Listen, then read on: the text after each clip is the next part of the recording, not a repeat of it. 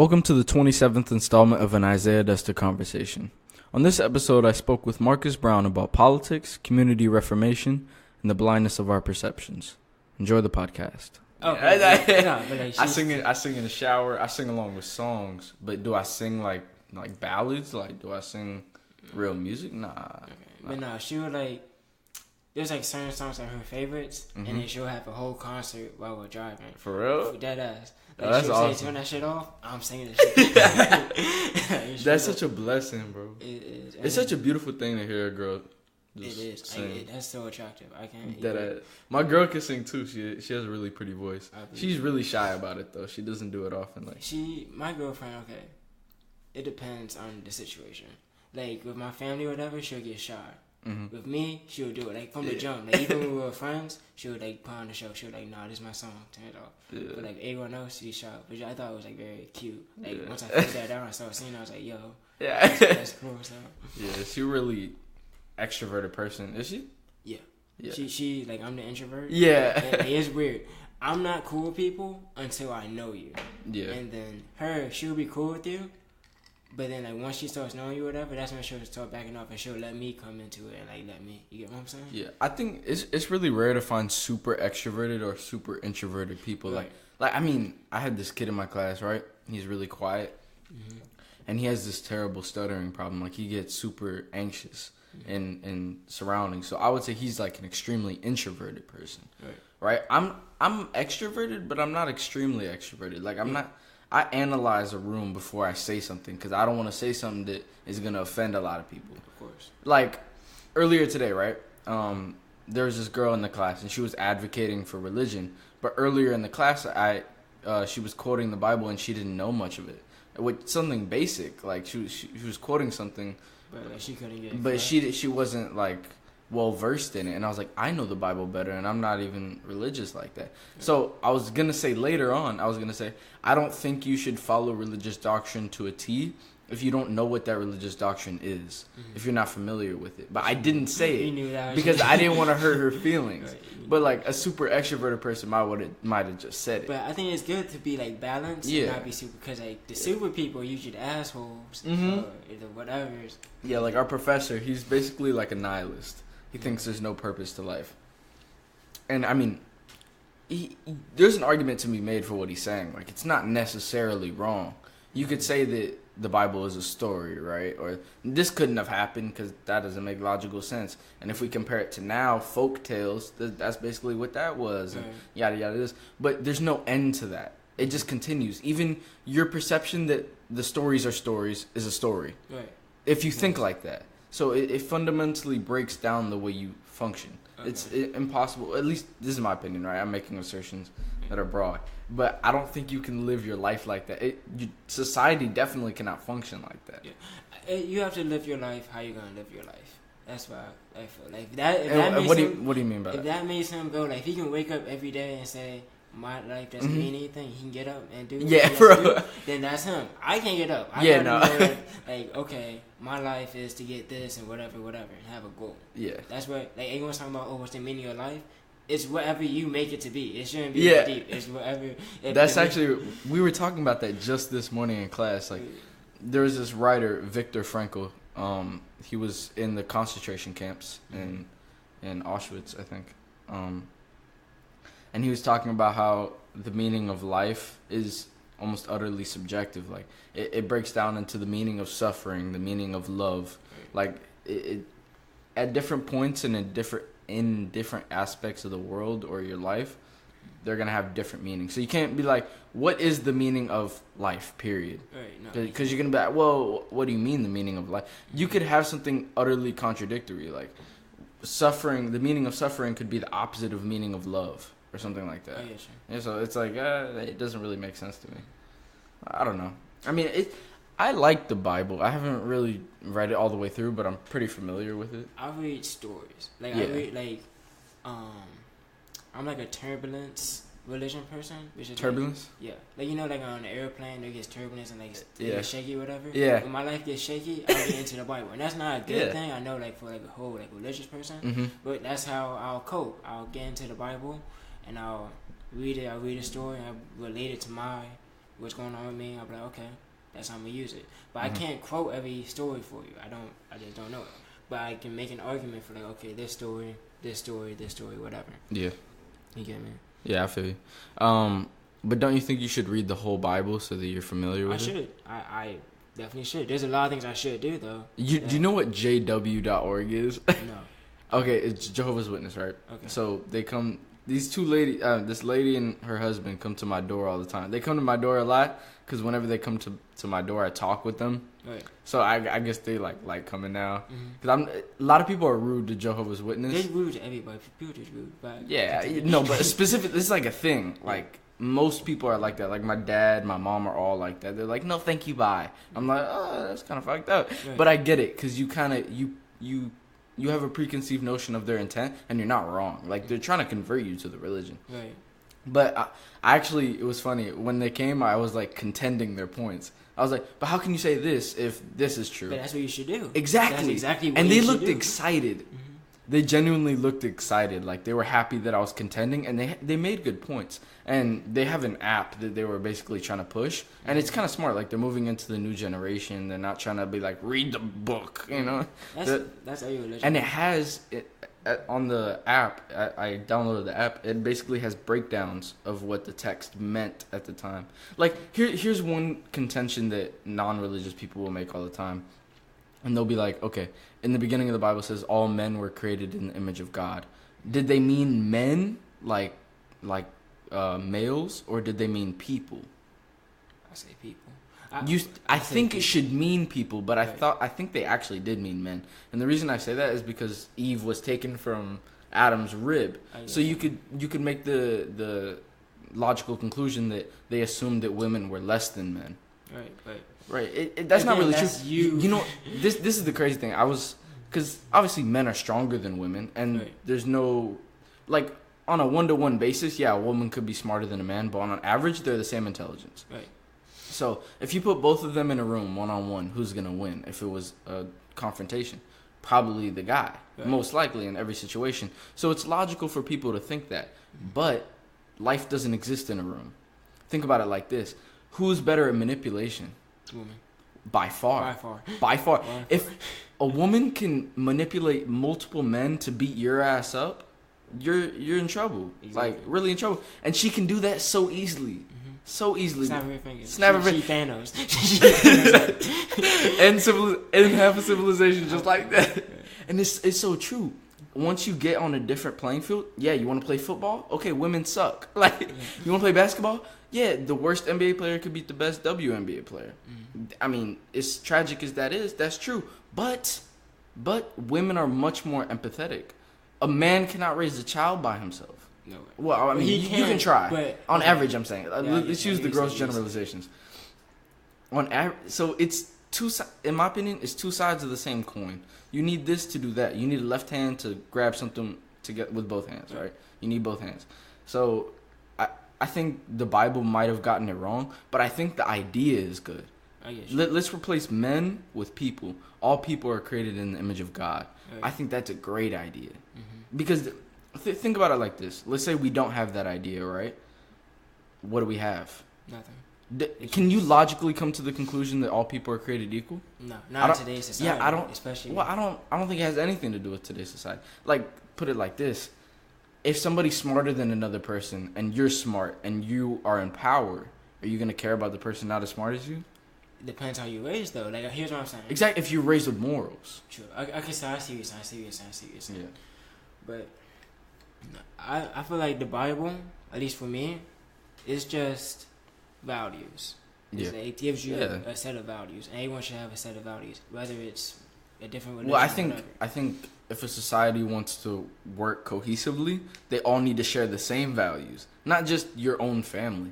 Because I mean, let's say I walk in, and we already do this. Like Western civilization is its own values. Like let's say you walk into a room and there's people there. In a Caribbean kind of way, you would go up to everybody, kiss them on the cheek. Like that's the culture. In America, you don't do that. Well, I mean, you know, in American culture, in America, literally, you might do that.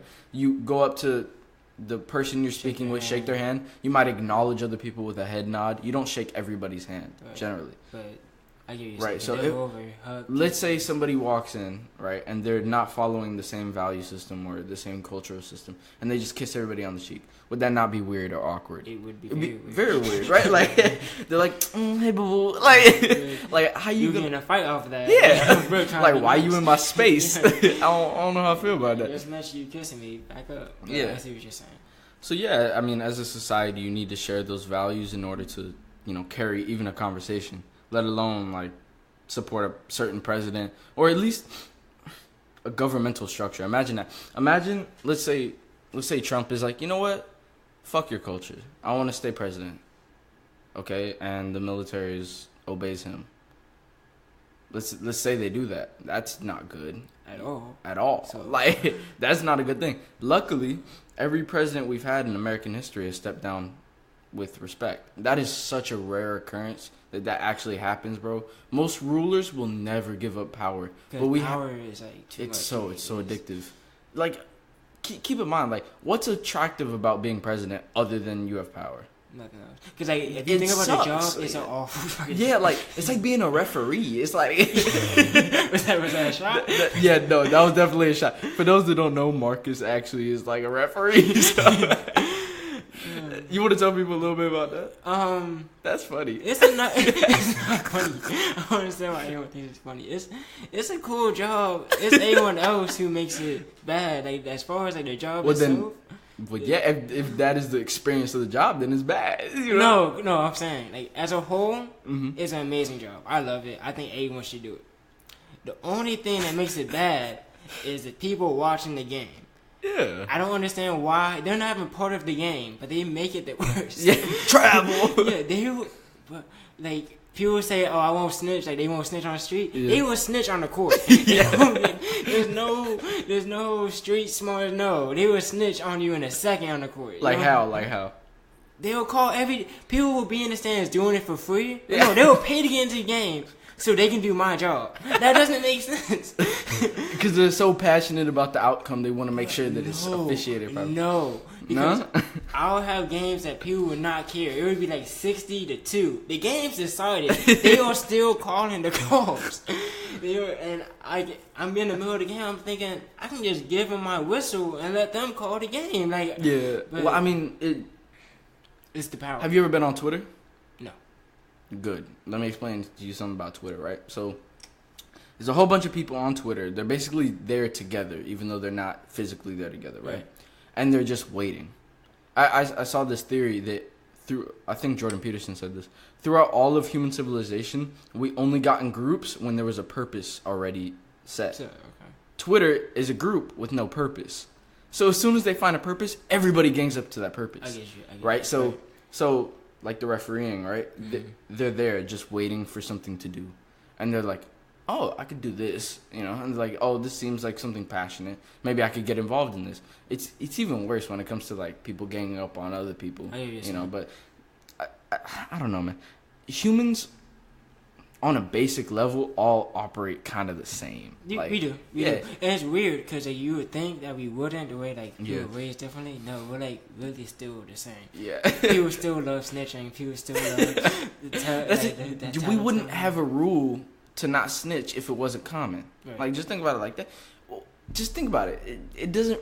It's crazy that culture, the not snitching culture, has actually prevailed in a sense, because it seems so counterintuitive to save people other than yourself. Right.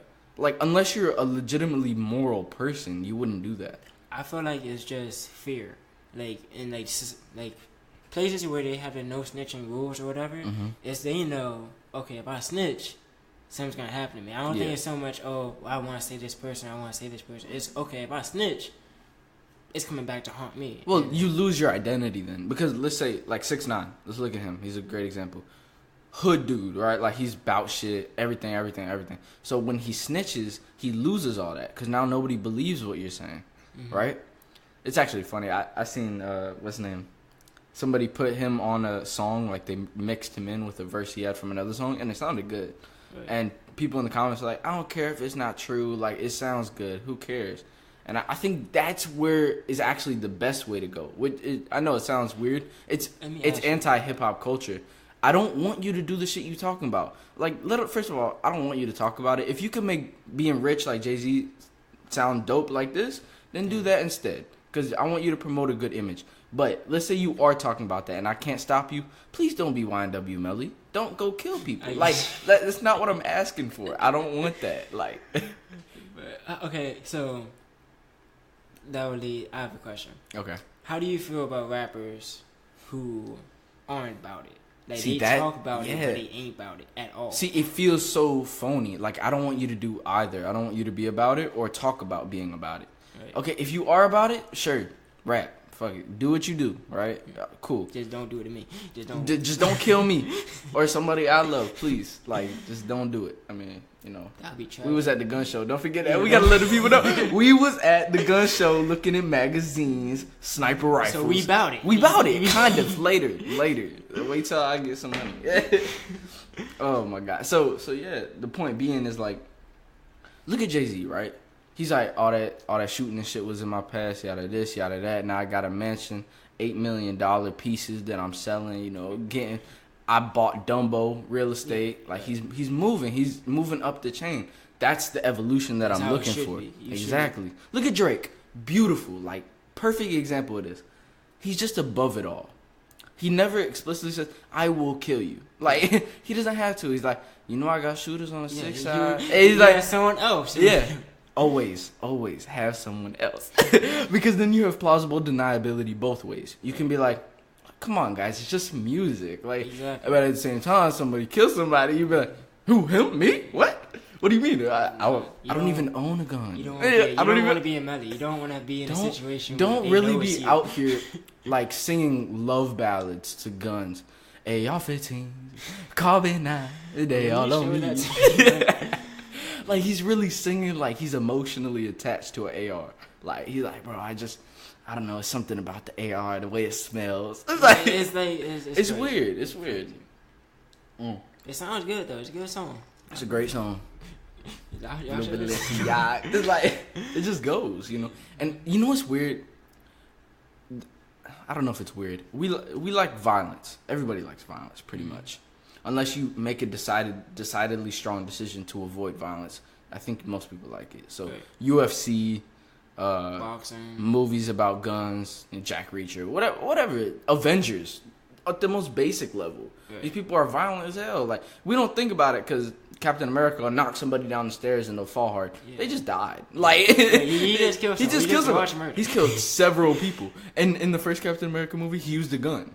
He's literally killing people. Like, I don't know. It's such a. But I see what you're saying, because it's like, in movies that we watch or like TV, anything, there has to be murder, and there has to be sex. There has to Gotta be. There we love vices. We love that. That's why we made religion to combat that, because we know those are basic drives of human being, and I think that's seen in our music. That's what we like to like.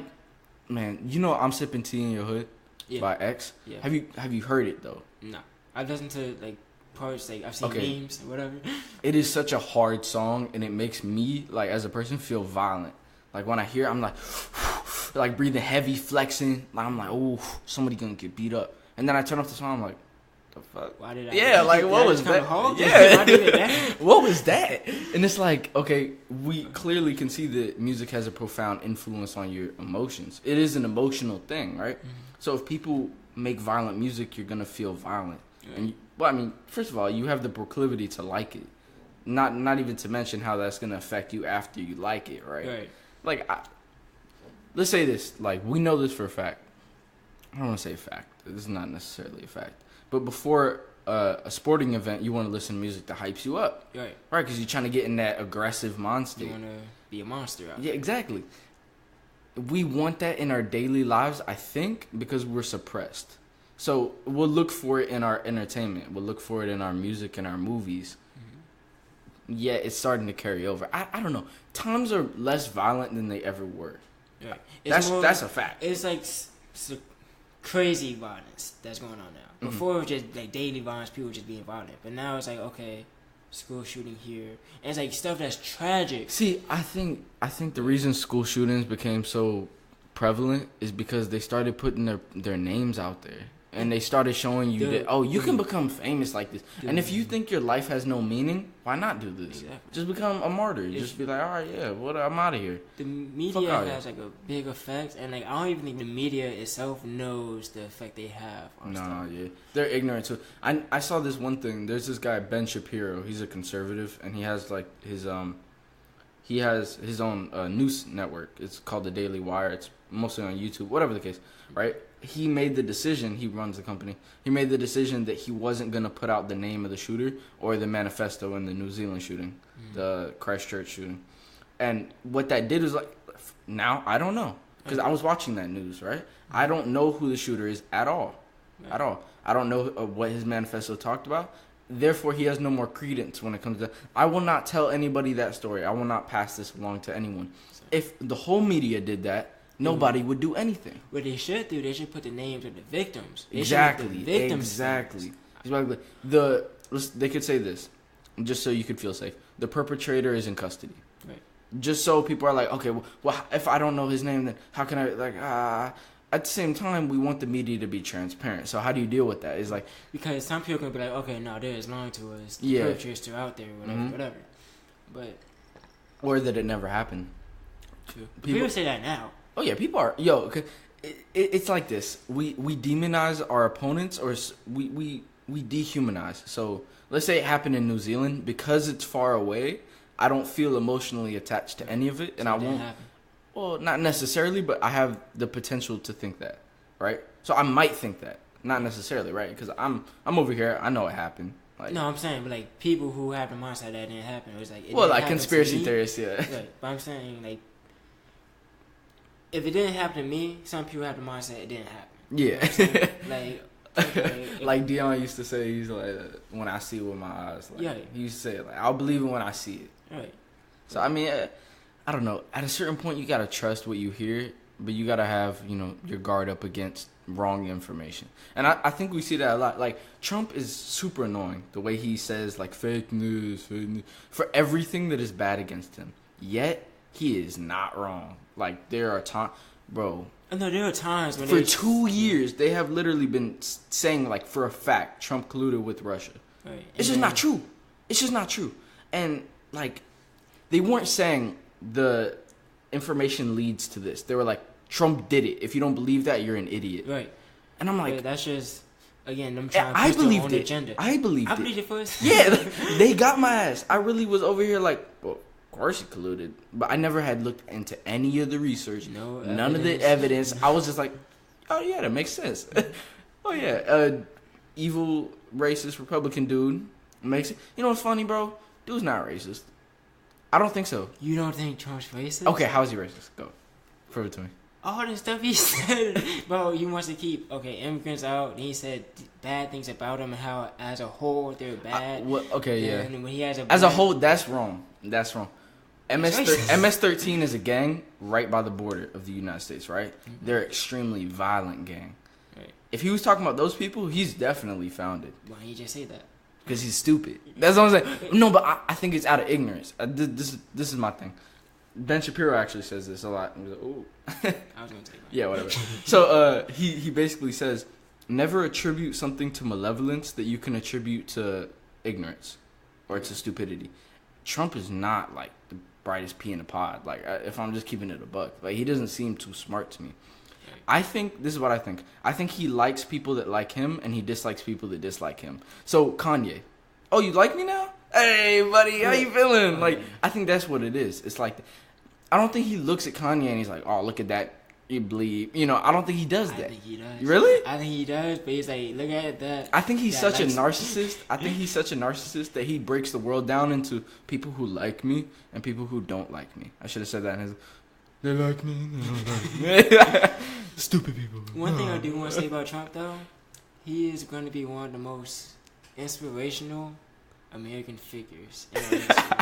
Because he can show kids that if you really want to be something, you could just no matter how much you knock yourself down, how much other people grab him by the like. Yeah, he has said stuff that no one else can say, and he still got to the ultimate goal that he wanted as being. See, now I'm worried about this. I think, how do you say this? The social how do you say it? The standard of our social interaction has decreased significantly since Trump became president, because people are now like, oh shit, so we can just do whatever the fuck. Like the people on the left are like, let's just kill these people. Like they're racist. They don't need to be here. I've heard people really say like the other day, like I heard you mention that they're just gonna die out. Like that is the scariest idea, to think that your opposition is gonna die out and that's like the goal. It's like that's crazy. But like that's crazy. That's an evolutionary thing too. Yeah. Well, yeah. Anything that doesn't help you become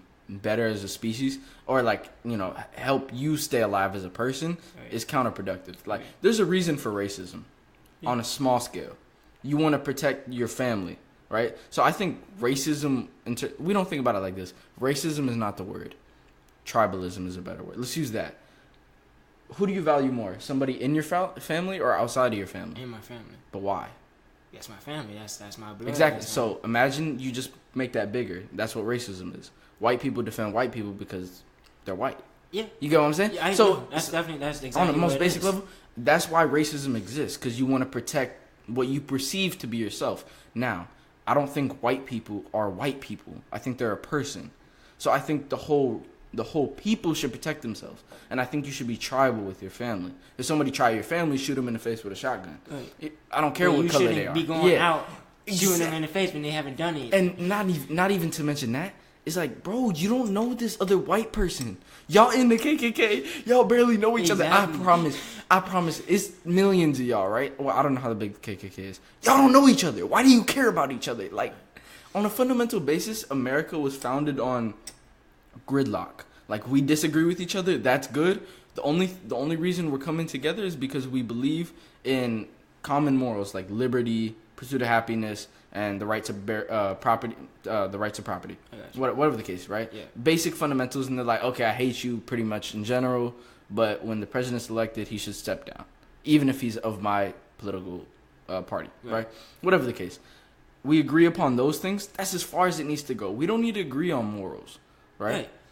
I mean, wait, no, that didn't make any sense. No, but I see what you're saying. Yeah. Be your own person. I don't have to agree with you on every step of the way. Right. Yeah. But I just don't think it should be as much as, okay, I don't like that person based off his skin color, I'm going to go terrorize him. I feel like that's the craziest thing. I don't understand how that goes in your head. But I regret, actually, when we went to the gun show Saturday, I regret we didn't start talking to the dude with the KKK flag. I mean, what was it? Was it KKK? It was definitely KKK. There was a badge. There was a belt buckle. There was like KKK member since yada yada yada. Yeah. Proud member. I was like, like. I get what you're saying. If you would have talked to us, what would like? I'm not even to the point where I think I could change his mind, but I'm just like curious, like. Right. What would the interaction? Like, I feel I would be okay if like every racist had a good backstory. Yeah, like if they make a movie about, you know what? Racism, my dad was killed by a motherfucking black mother. Yeah. Like, and it was a good backstory. I was like, okay, I can see your point. But if it's straight up, no, because they're taking our welfare, they're taking our jobs. I'm like, sir, taking our jobs. That's my favorite one about the immigrants. It's like, bro, no, they're not. Like they didn't. Bro, no. Like, you don't want to do that, first of all. You don't want to weed gardens. And the only reason they're getting hired instead of you is not because they're Mexican. It's because they're willing to take less money. Right. Are you willing to take less money? No, that's why. So they're not taking the job from you. You know, like, so, and not to mention, most of the jobs are being lost to better technology, not better people. Yeah. So, like, first of all, those jobs are not coming back, bro. Like, it's just not. Right. You know? But, I mean... Whatever. So, yo, how do you feel about this? There's this Democratic candidate. He's running for president, Andrew Yang, and basically he's running his whole presidential campaign based on the idea of UBI. UBI is Universal Basic Income, and he's basically saying that in 10 years, it's been projected that all truck drivers will be non-existent because of automated driving cars. In 29 states, that is the number one most popular job. Okay. Imagine what that's gonna do to these people who actually do that. Mm-hmm. So what he's suggesting is, and this is not just truck drivers, that's just an example. Right. Like accountants, they're gone. Their job is so automatable. Mm-hmm. Can you say that? Yeah. Okay. Like that can be taken over by AI with the technology we have now. It just can't. It hasn't been implemented widespread. But it's going to. Exactly. So how is society? Keep in mind, every technological transition we've had before, we've been able to handle and created different and new jobs, right? Different and more jobs. Right. So will that happen with this one, or will this one be different? I think it'll be the same. The same? We'll have jobs, it'll just be less jobs. New jobs will be created because of technology, but it won't be the same. It won't be the same idea. One of my theories was that everybody was just gonna become an entertainer, and it was gonna be like Fahrenheit 451. But I know it's really scary. But basically, what everybody does is there's like 10 people running everything, like the businesses, right? Right. And they have technology making their products or whatever the case, right? They make great goods, like an innumerable amount of goods that can be purchased by everybody because they're so cheap. Because technology makes things cheaper, right? Right. Everybody has everything. Everybody is just entertaining all the time. They have no meaning, no purpose. But obviously, this is kind of dystopian. Yeah. I don't think this is realistic because there's always going to be people like me and you. Do people like us cease to exist? I don't believe that. Because there's a counter reaction to every reaction, right? So right now, everybody is radical, right? The right is crazy. Like, waving around flags, doing whatever the case. The left is insane. Like, you probably line up Democratic, right? Yes. I probably line up Democratic. We have to take a step back, though. I don't follow everything they say. Like, it's crazy. Bro, these people, like, all right, look, in the Green New Deal, are you familiar with it? I'm familiar with it, but the news does not, like, show it. Like, I read it. You read it? Yeah, Great. it's 5 pages. It's only 5 pages. It literally says in the thing, it's like, we will provide money to people unwilling to work. It suggested we get rid of planes. Like, this shit is crazy. Okay. And it brought up the problem of cows, like, flatulation and how that's bad for the environment. It's true. Are you going to kill cows? No. So we don't kill cows now. Exactly. No, but I mean, like, are you going to mass slaughter them and just be like, okay, that's it. No more cows. It's like, so what is that? And, you know, a whole bunch of Democrats supported it. When it came to vote, nobody voted for it.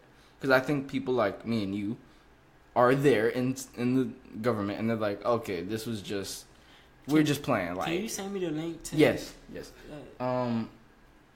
Okay, I'll do it after the podcast. Yeah. But it's weird. It's really weird. And it's poorly written. But that doesn't matter. Like, you know, the ideas are crazy. Right. I actually think that it's good that it's that length, though. I keep going back to Ben Shapiro. I follow him a lot. He's a logical thinker. I actually suggest that you check him out. He has a lot of interesting things to say. He is a conservative, though, so whenever I watch him, I'm like, okay, I don't agree with that, whatever that meant, you know. Right. But I try to see from the other side of the aisle what people are saying. You should always do that. Super important. I lost my train of thought. Help me. You were saying the Green New Deal. Oh, yeah. His suggestion was that all bills presented have to be less than 10 pages because what they do now is they combine a whole bunch of different ideas into one bill. I get you. And it confuses the public on what they're voting for. And it makes things so they can't get passed. Because, okay, let's say one. What is something everybody can agree on? Okay, how about this is something we can all agree on. Let's have better national defense and let's make it cheaper. Because I think there's been some spending reports that say they spend like $4,000 on the toilet or some bullshit like that. And it's like, okay, let's reduce the cost. Wait, how much on the toilet? My mom told me this. I can't verify this. Okay. My mom said this, but she's a super like leftist liberal, so she might be getting her news biased. Whatever. From what she told me, the spending is bad. And I think we can all understand that. Like, the spending is inefficient. And let's say, okay, let me not get ahead of myself. Right here, let's make the toilets less. Let's present a bill that's 1 page long. It says, let's buy regularly priced toilets. That sounds like a good idea. I think Republicans and Democrats can all agree on let's get cheaper toilets. Right. Boom, one thing done. And one thing that let me start over. I think it has a psychological impact past spending $3,000 on a toilet. I think what it does is it brings people across the aisle together, right? Mm-hmm. So one thing you'll notice is if you're having a disagreement with somebody and you agree on one thing, it sets a good precedent for the conversation. You're like, okay, so there is a potential that we could agree. We're not different entities. Right. Well, I mean, literally you are, but you're not. You're not utterly different. Right, opposite. Which is like what a lot of people think, which is weird. A lot of people think like if we don't agree on this, we won't agree on anything. That's I the don't thing. understand how that like people like today. They have to be either Democrat or you're Republican. But we can't be the same. No, there's something. Well, first, like, it's crazy thing is like, are you a citizen? Okay, then you're an American. It's like, can we start here? Like, can we start here? We should all be, but that's again racism or all that. But we should all be together. We're Americans, no matter what. I shouldn't just be. You know what's crazy? You know what's crazy? Like, yes, America did have slavery. It was terrible, but so did everybody else, ever. Like, this shit was in the Bible. Right. Like, this is when powerful people get powerful. When evil people get powerful, they control people under them. Like, okay, do you think every Nazi was evil? No. I don't think so either. I think there are people like, I don't want to say me and you because I feel like we have stronger morals and that we'd fight. But you can't say that. I think there was some young 18-year-old kid who got influenced. Yeah, he was in the military and he's like, oh shit, this is what I do. This is what I do. That's my job. I think Hitler's evil, and I think Hitler influenced the people below him to act like he did. Right. Which is an evil way, right? So, I don't know. See, slavery has existed everywhere, white on white, black on black, in every conceivable place on the planet Earth. Mm-hmm. America got rid of it. It did have it. That sucks. Let's move past it. The idea of reparations is one of the craziest things I've ever fucking heard in my life.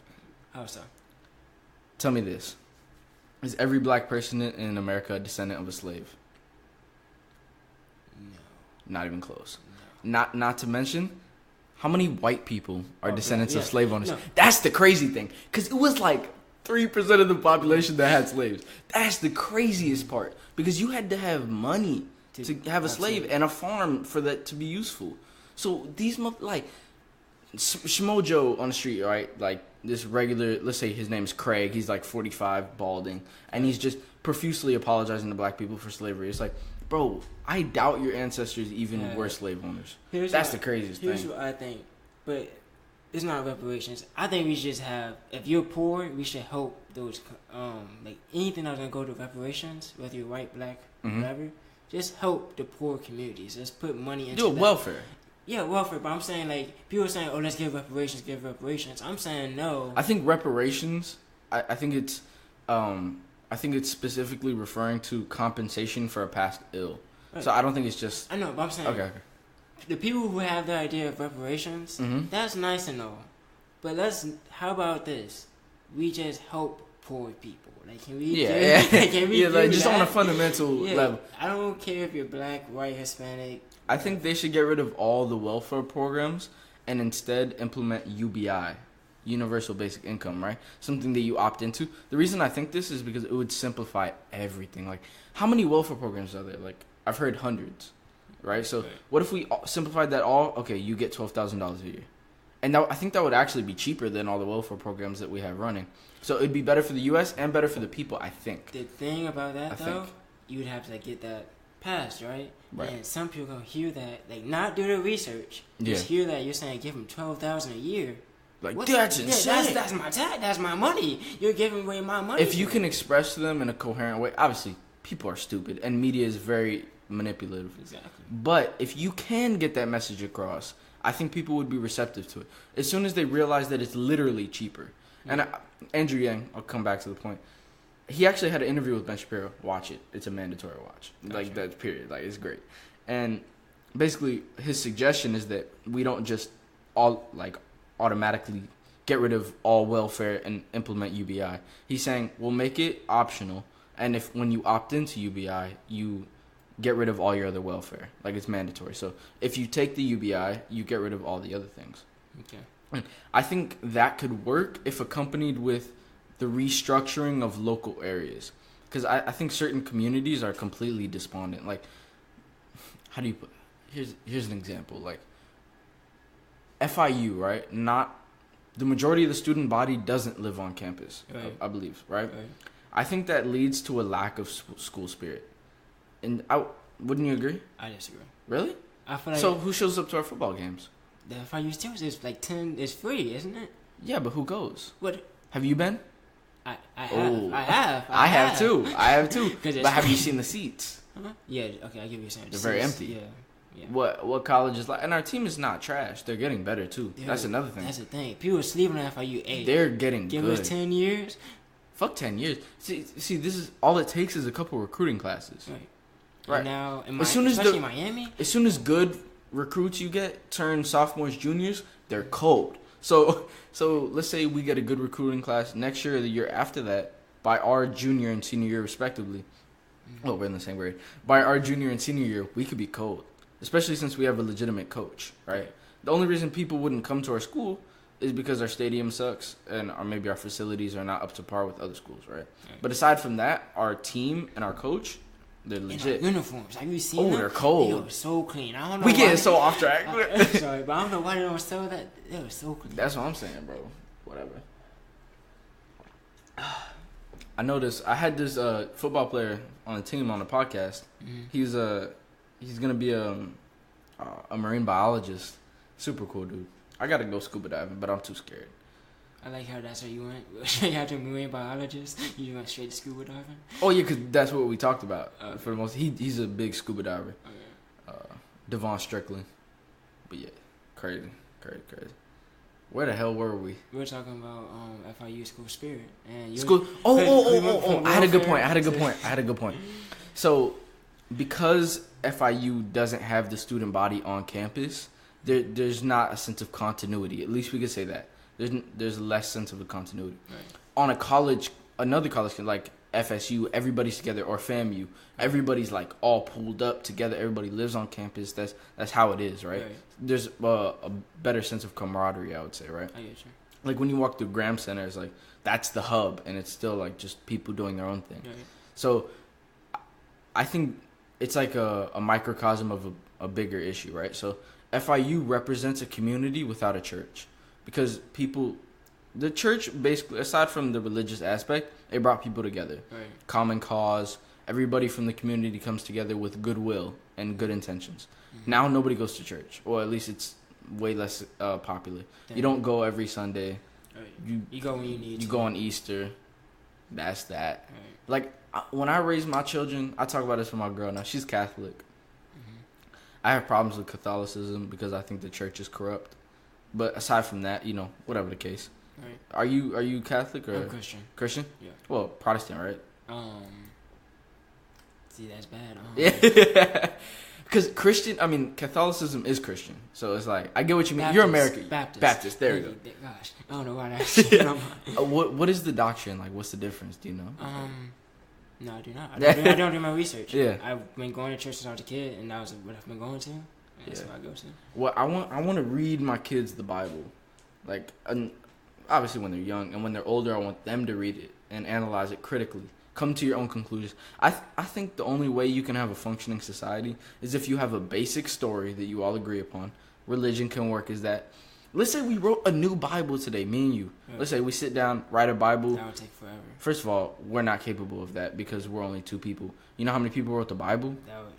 A lot. That's different stories. Exactly. So they got these morals together, right? And writing stories with morals behind them is very difficult. Very, very difficult. It takes time. Like Pinocchio's a hard story to write. Right. You would think that would be easy, just a hell no. I think kids' stories are harder to write. They are, but no, they're not harder to write. They're harder to make good. That's what matters. Because you don't. Okay, there's 2 things with kids' stories. You don't know. You need the kid to like it, and you need to teach them something. Yes. Because the parent has to be like, okay. Yeah. Well, like, what is this? Yeah. Like. Some kids' books don't do that, like Llama Llama or whatever the case. Like, what are you teaching me? It's just a rhyming book, But Dr. Seuss had messages. That 1 fish, 2 fish changed my life. 1 fish, 2 fish. You have fish, I have fish. Like, I don't even know how this goes. I'm just being. But getting crazy. But yeah, children stuff. We getting off topic. Children stuff is you need to teach morals, and they need to be good for the kid. Like that. There's this one song, Johnny Johnny. I don't know it. Okay, basically, the song is about lying, and it got popular for a second. Yeah. And it's about lying, and it teaches a good story. Like, don't lie to your parents or whatever. But the song itself, like, you just listen to it, like, just as a child would, it doesn't mean nothing. It's just catchy. But I think subliminally it does affect the child. It does. Cause they realize don't lie. And they repeat it. Yeah. They're like, Johnny, Johnny, don't lie. I don't know how the song goes, I'm assuming. But right? That's about right. Yeah. It doesn't matter. It's a children's song. Yeah, so when they repeat that, you know, it influences them. Or at least, you know, they at least get it in their state of mind, right? Like, they see it. They see it around, right? I think that's what church can offer. Is like, even if you don't understand the utility, like, let's say, religious fundamentalist. They're like, okay, what the Bible says the Bible means. There, period, but done. Gay people burn in hell. You know, whatever the case, right? They're not using their rational. They're not rationalizing it. They're not making sense of it. Keep in mind, it's a different world back then. Like, the moral of the story they were trying to express makes sense. Of, like, how do I even express this? Imagine they were like, who's a religious character? David and Goliath. Okay, perfect example. Story, right? Yeah, I know the story. Right. Let's say, this is not related to the story, though. I'm going to just use his name. Gotcha. Let's say David is cutting the grass with his scythe. Okay, nobody does that. Nobody cuts grass with a scythe anymore because we have lawnmowers. Right. But the moral of the story is that David is hardworking. Right. Take the moral of the story.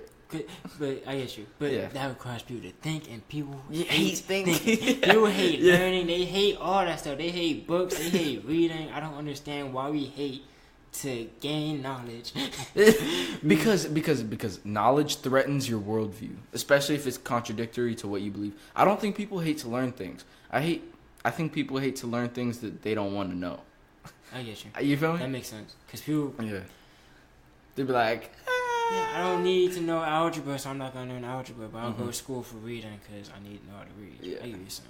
But still, it's just... I'm realizing now, like, I take a statistics class. That is the most useful math, period. Like, being able to analyze statistics, that is so useful. I don't know why I brought that up. Okay, I was watching this, I'm trying to get into clinical psychology. Mm-hmm. First of all, because the field looks super interesting, and well, you trying to get water? Yeah. Go ahead. But yeah, it's a field that's professional, you know, it's like, it's respected. You get a, you know, very competent salary. Like, you're going to be paid well, especially if you're good at what you do, and it has an academic point of view too. So, you know how I like talking about ideas, fleshing them out. I'll be able to do that for the rest of my life. Right? So I was watching this video of Jordan Peterson breaking it down step by step. This is what you need to do, yada this, yada that. You have to read all the time.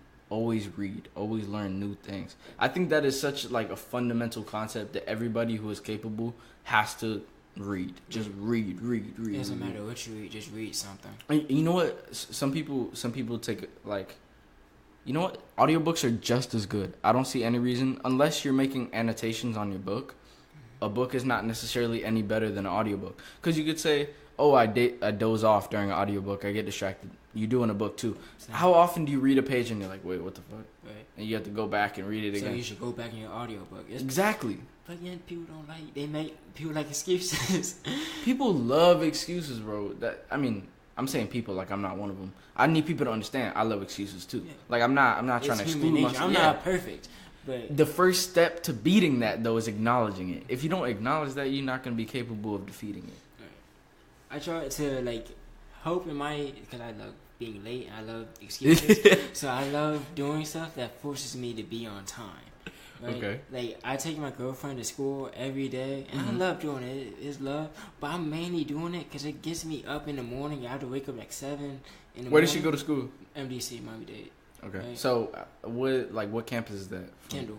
So it would be a straight shot to FIU. Right? Oh, okay. But my classes are like 2 hours later.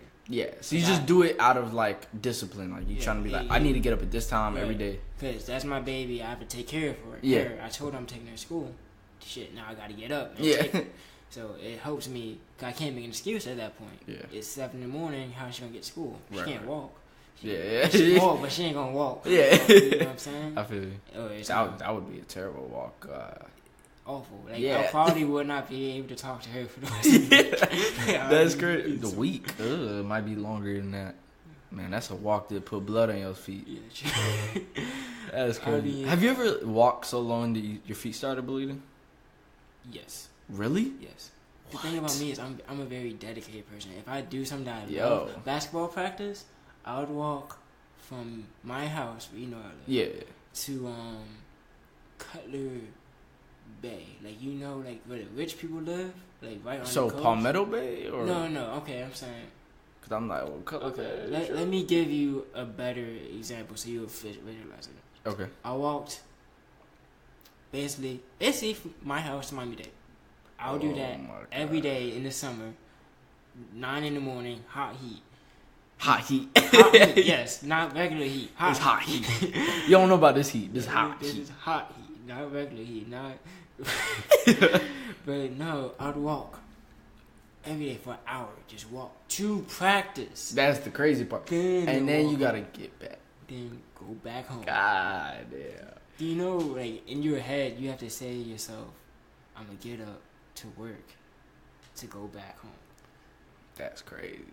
But that's dedication. What were we talking about? It doesn't matter. This is more important. Okay, Hot heat. We gotta talk about the hot heat.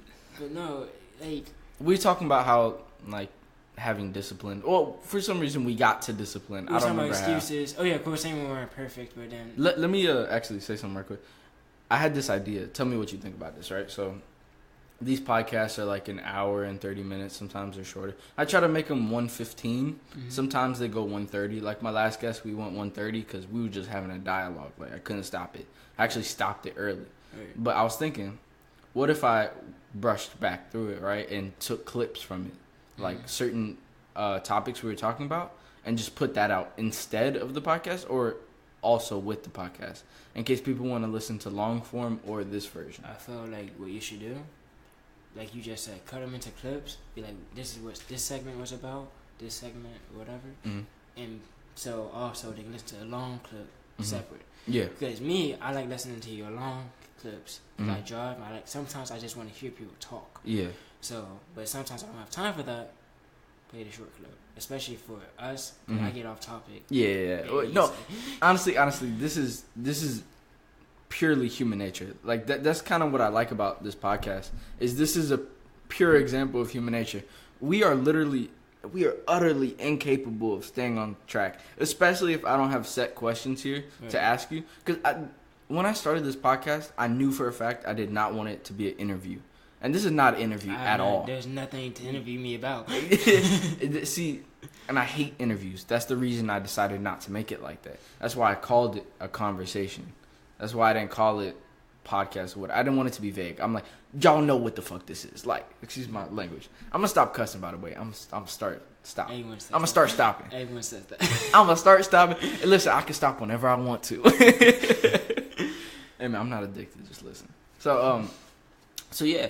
So I mean, eventually, I want to do a podcast where it's like a debate or something more specific, because then I can provide a very specific thing that I'm proud of. Like, this is so vague in a sense, like you can still be proud of this. No, I'm proud. I like it. I'm proud of you. Thank you, Marcus. I haven't seen you in like 4 years. But when I see you, I'm proud of you. I see him, I'm like, he's doing big things. I'm proud of you. Like, not yet, but I think they will become big things. Another thing, right? So I was reading this paper. I can't remember the author, whatever. He basically said the curriculum for literally every accredited college is the same. Like, the only difference is two things: socialization, aka you're around successful people if you go to Yale, right. and the resources, aka just library, equipment. yeah. Not even books, because you can't read all the books in FIU library anyway. So it doesn't matter if Harvard or Yale has more. Right. So basically, it's the socialization and it's the technology they might have. Like they might offer engineering. I mean, the class like whatever, like a Hubble telescope or some shit that FIU doesn't have. Right. So that being the point, the only difference between those schools is the socialization and the tech. So if I can't get the tech, I can get the socialization. How? Podcast. Right. Tell me who doesn't want to be interviewed on a podcast, especially if they think their ideas are worthy of being spoken about. Everyone loves. People Like, love talking. So. Exactly. It's like, okay, so let's say, right, I invite a professor on sometime. First of all, I want to get more episodes before, and develop a little more cachet before I try to reach out to somebody, Big. or at least professional. So it's small fish. That's why you brought me. Yeah, man, because Marcus, you don't matter. Yeah, That's a simple fact. No one cares about me. You know what? Let me not get off track. I hate this. So, what's the name?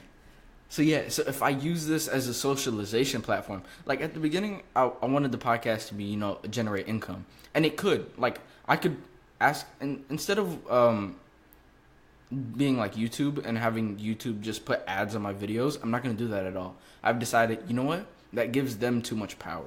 What instead I'm going to do is actually, I got this from Ben Shapiro again. I'm going to just keep saying it.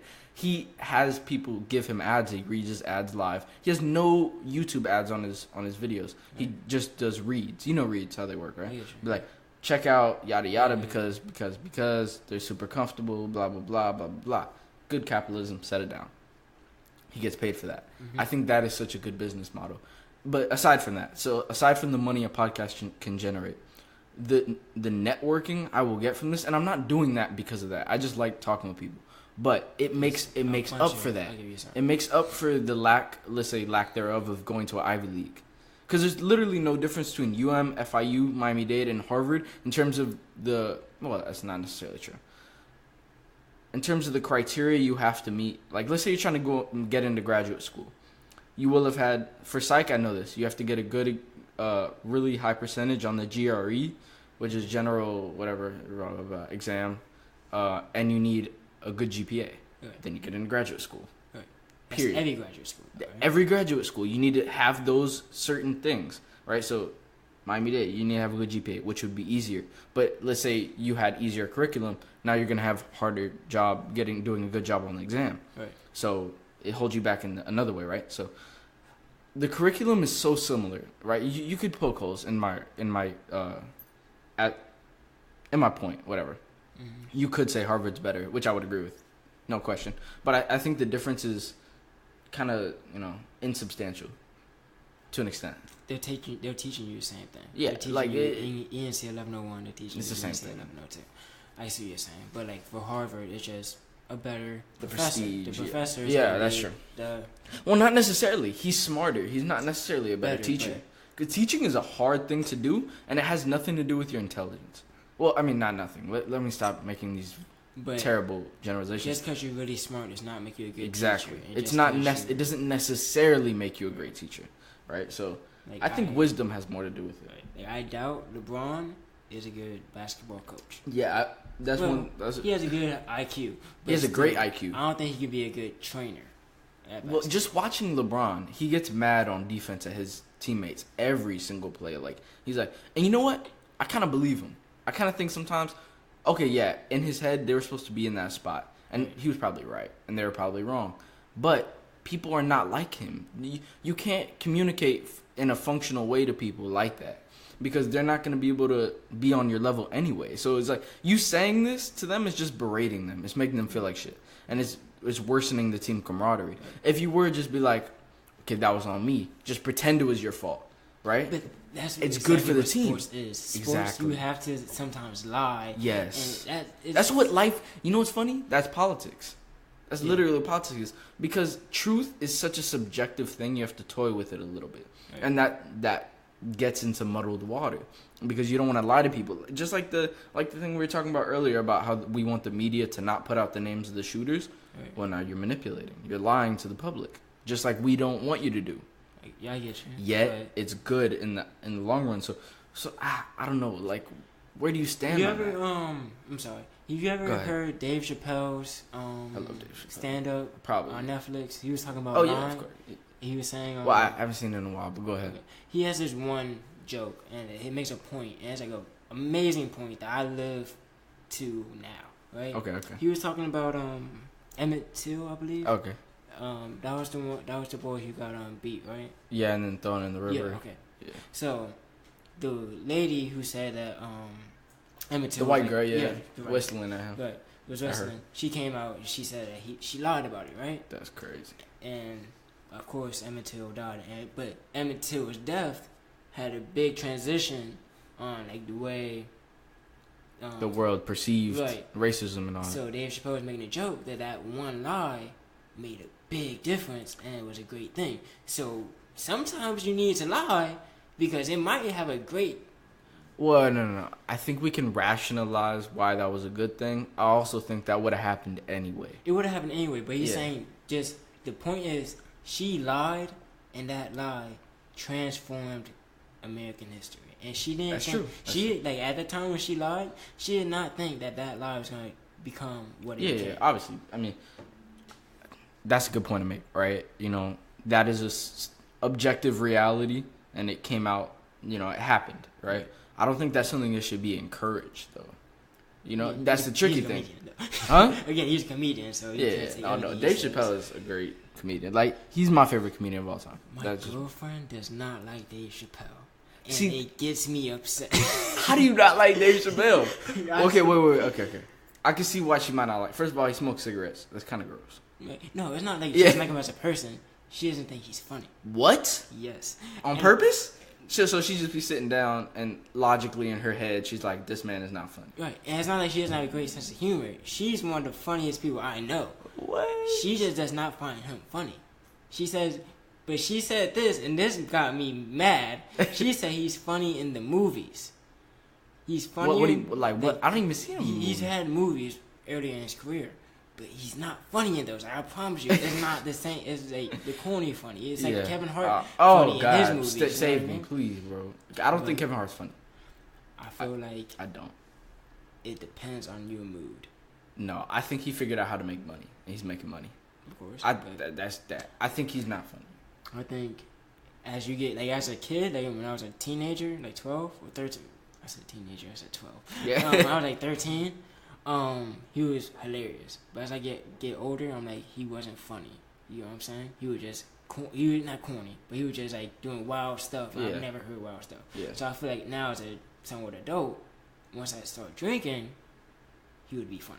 Again. Maybe, yeah. I think that's only, but he's just. I think anybody's funny when you drink enough. True. Yeah. So I mean, whatever. So, oh God, like, what's the name? Yeah, Chappelle is my favorite comedian. Same. Like, hands down. I think he represents like kind of that satire, like he does satire comedy, and then after that slapstick comedy.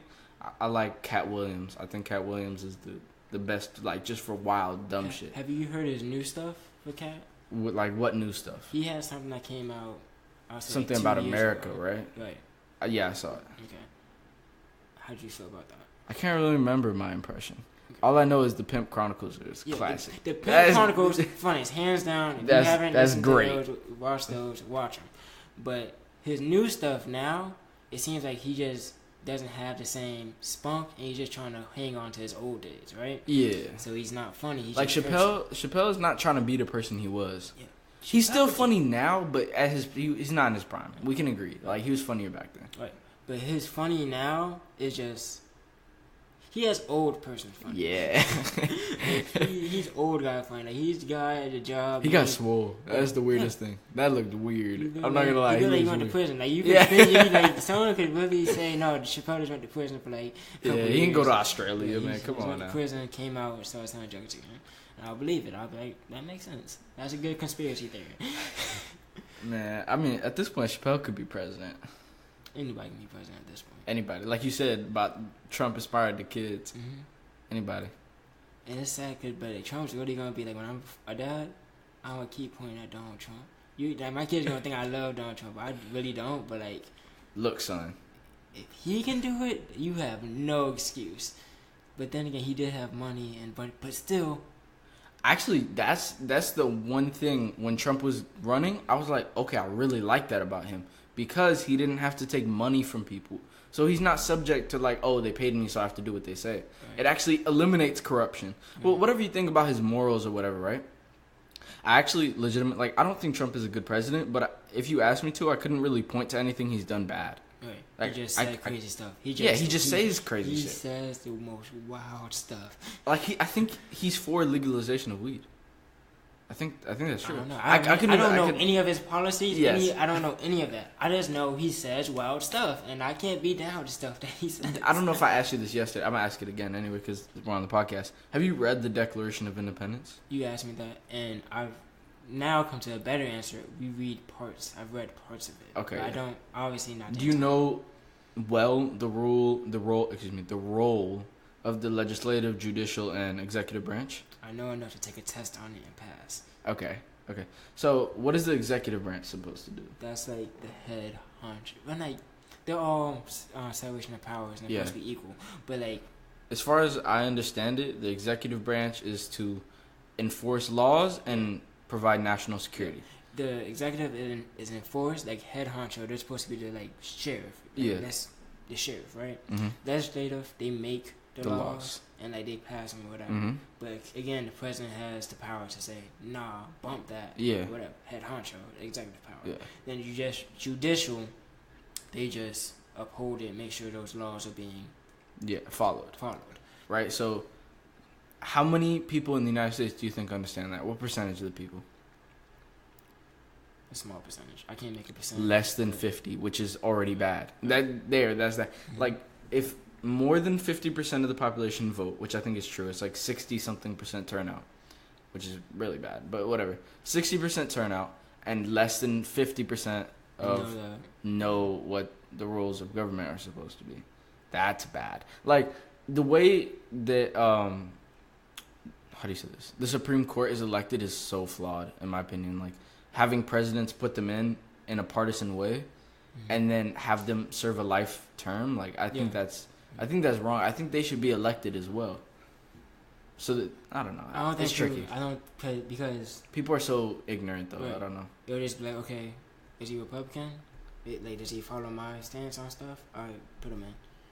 But like, that's not what they're supposed to do. They're like there, just so like everything is cool. It's not like for you. It's cool for you. It's cool for everyone. You get what I'm saying? Yeah, I feel you.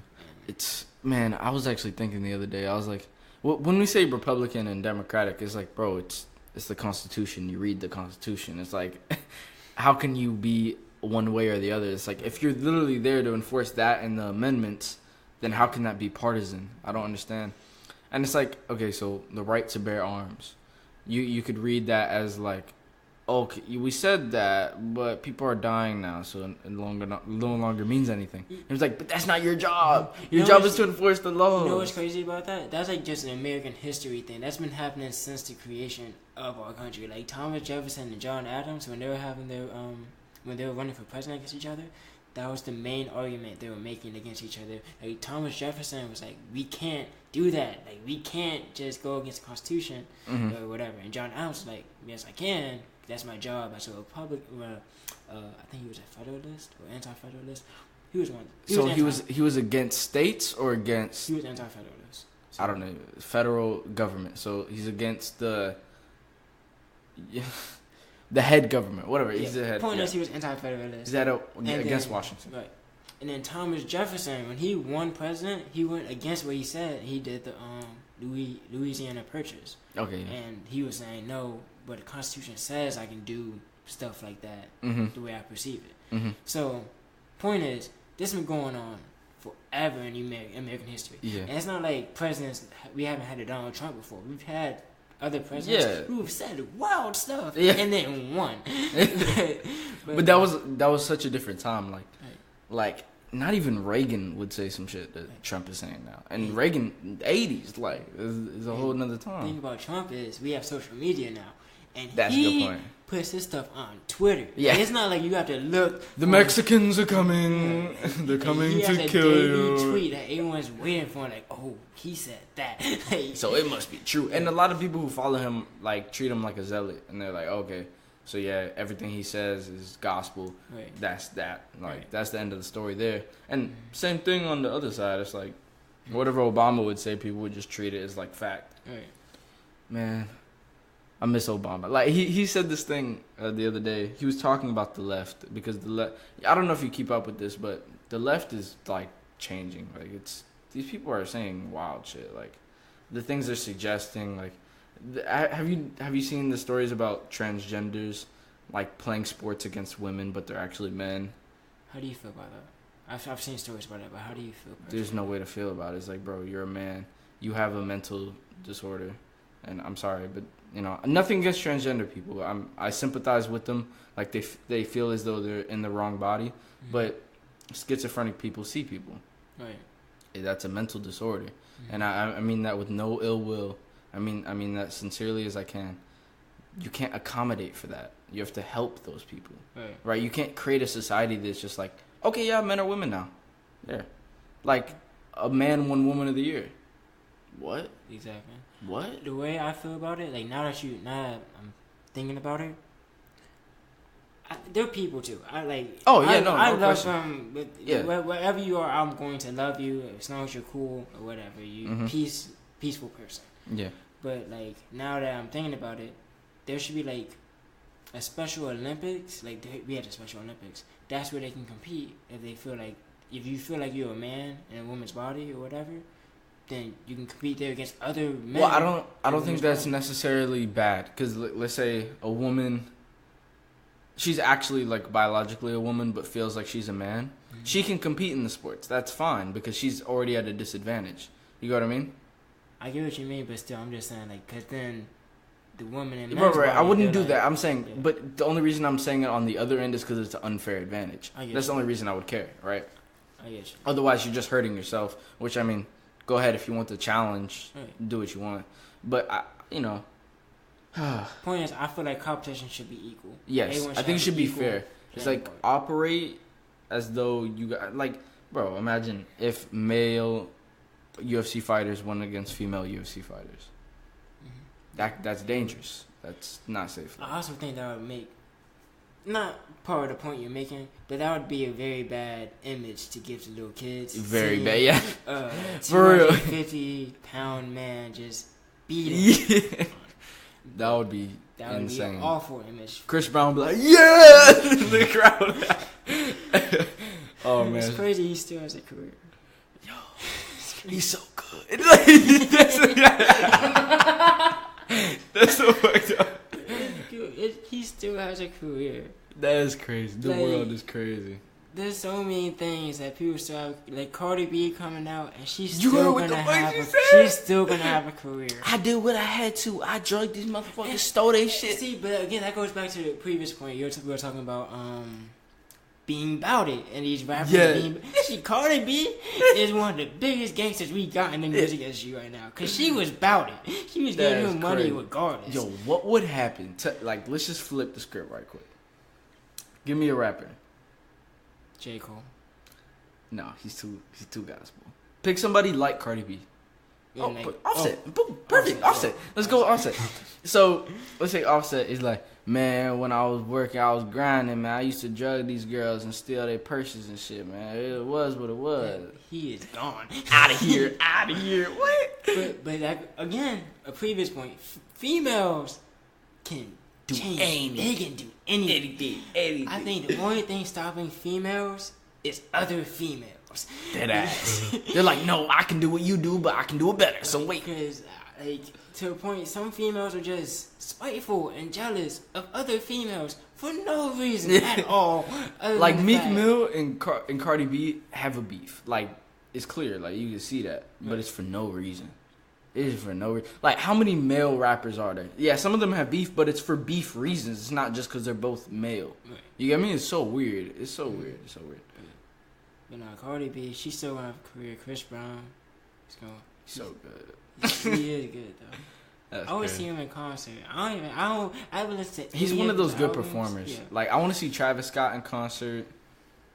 I want to see a good singer in concert too, who just stands there and sings. Like, have that be that. Have you listened to Brent Faiyaz? That's my dog. What? Yeah. So bro, that album, what was it called?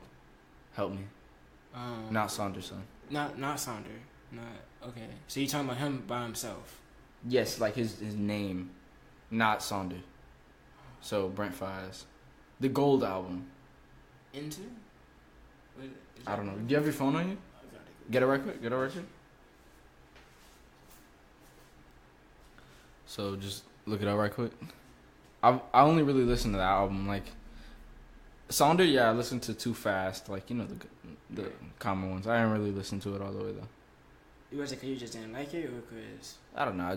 I wasn't in the mood. Yeah, Saunderson. Oh, I'm tripping. Yeah. What am I talking about? I forgot that was the name of it. This album is so good. Saunderson by Brent Faiyaz, for y'all listening. This is one of the best R&B albums. If you're ever trying to do something with your female or your male or whatever, put it on. I promise you. Bro, nah, honestly, this makes me cry. So that, on a different tip, like, this, for emotional, like, music, this is as best as it gets for me. Like, I don't know, I wouldn't make love to this at all. You wouldn't? Nah. Why not? Bro. You start crying? Is that what you said? Hey, you're too beautiful. You're so good. Not even the fact that it's beautiful, which it is, but he's talking about shit that's sad. Wouldn't you say?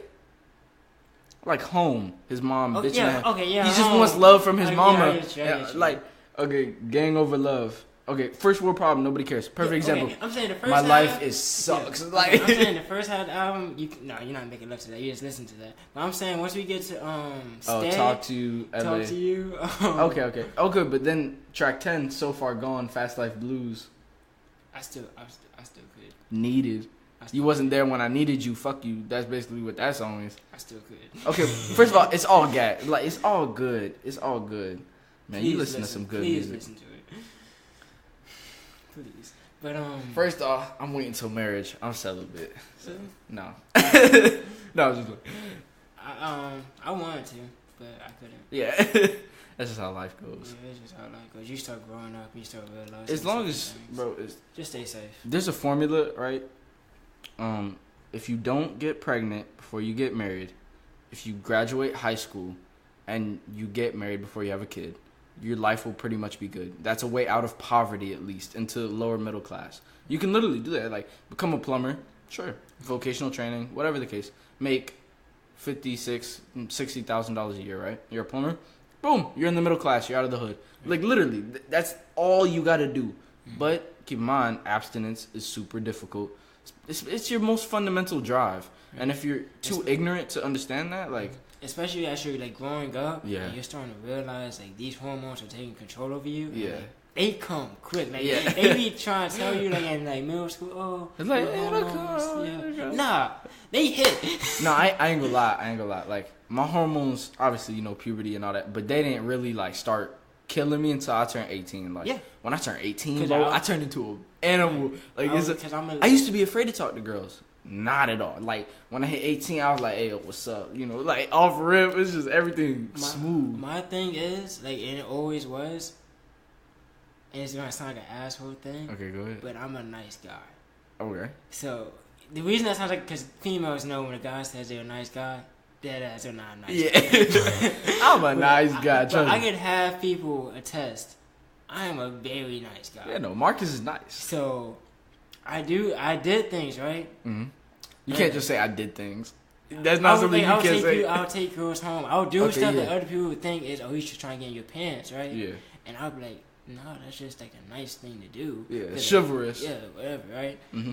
And then... You know what's crazy? I can say this for a fact. I would avoid doing those things on occasion, right? Because of that perception only. Right. Like, not because I'm like, oh, okay, if I do this, she's going to be like, I have a boyfriend. I'm like, no, stop. Like, none of it's so that. bad that our society does that now. Like, now the fact that being a nice person is a bad thing. Like, what you trying to do? Hey, no. Whatever. But, it's tricky. Like I was saying, I'm a nice person. Mm-hmm. And then I didn't, like, it was like, I turned 17. And then I was like, okay, now I'm starting to find these females, like, dumb attractive. Yeah. And whatever. But it just happened. Like, everything with my girlfriend just came in. Perfect timing. Damn, bro. I think it's, in life, I think it's always better to leave people wanting more. So I think we're going to end the podcast here. Okay. Even though we got hella shit to say. Will I ever be able to come back? Of course. Anytime, man. Anytime. This was a lot of fun. I enjoyed it. Hell yeah. Yeah, man. For sure. Thank you for tuning in. If you enjoyed, please leave a 5-star rating and a review. Until next time, have a blessed day.